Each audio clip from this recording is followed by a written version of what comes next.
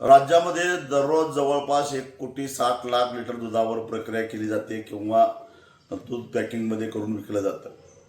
त्यापैकी 89 लाख लिटर दूध हे पॅकिंगमधून ग्राहकांच्या घरामध्ये जातं. जवळपास 25 लाख लिटर दुधावर प्रक्रिया होऊन त्याचे रबडी पनीर सहित वेगवेगळे पदार्थ तयार केले जातात.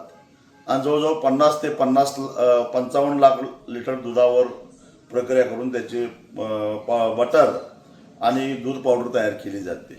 सध्या बाजारामध्ये दूध पावडरचे जे भाव पडलेले आहेत त्यामुळं हे जे 50 लाख लिटर दूध पावडर कंपन्या खरेदी करतात त्याचा दर त्यांनी अतिशय खाली आणलेला आहे.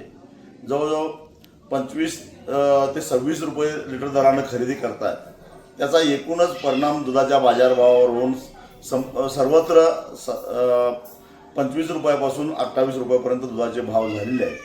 आणि हे भाव आणि एकूण उत्पादन खर्च जर लक्षात घेतला तर 8 ते 9 रुपये लिटर पाठीमागे उत्पादकाचा तोटा व्हायला लागलेला आहे.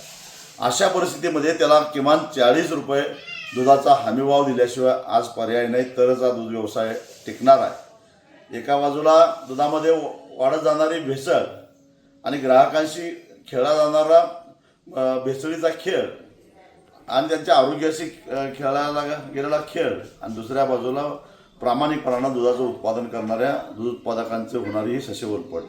अमूलसारख्या ज्या संस्था आहेत ज्या आर्थिकदृष्ट्या स्थिरस्थावर झालेल्या आहेत, ज्यांना केंद्र सरकारनं भरमसाठ असं अनुदान दिलेलं आहे, त्यांनीसुद्धा या संधीचा फायदा घेऊन महाराष्ट्रामधून जिथं जिथं दूध खरेदी केलं जातं तिथं 26-27 रुपयाच्या दरम्यान दुधाची खरेदी सुरू केली आहे.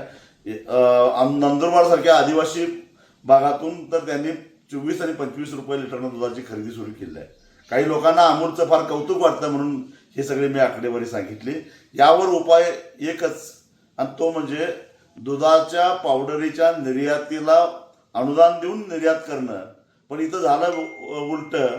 केंद्र सरकारनं 26 तारखेला एक अध्यादेश काढून जवळपास 10,000 लिटर दूध पावडर आयात करण्याचा निर्णय घेतलेला आहे. हा आत्मघातकी आहे. हा शेतकऱ्यांना खड्ड्यात घालणारा निर्णय आहे. आजच मी पंतप्रधानांना एक पत्र लिहून याच्याबद्दल तीव्र आक्षेप व्यक्त केलेला आहे. आणि ही ऑर्डर आयातीची तर थांबवाच, परंतु दुधाच्या निर्यातीसाठी अनुदान द्या. कारण नुसतं निर्यात होऊ शकत नाही, कारण आंतरराष्ट्रीय बाजारपेठेतही दूध पावडरला भाव नाही, अशी स्थिती आहे.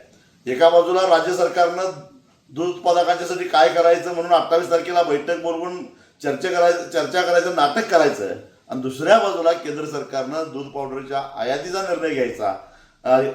हा भोंगळपणा बंद करा, हा भंपकपणा बंद करा आणि खऱ्या अर्थानं दूध उत्पादक शेतकऱ्यांना न्याय द्या. अन्यथा जुलै महिना हा दूध उत्पादक शेतकऱ्यांचा आंदोलन करणारा महिना असणार आहे, आणि त्यावेळी मग केंद्र आणि राज्य सरकारला सळो की पळो केल्याशिवाय आम्ही सोडणार नाही.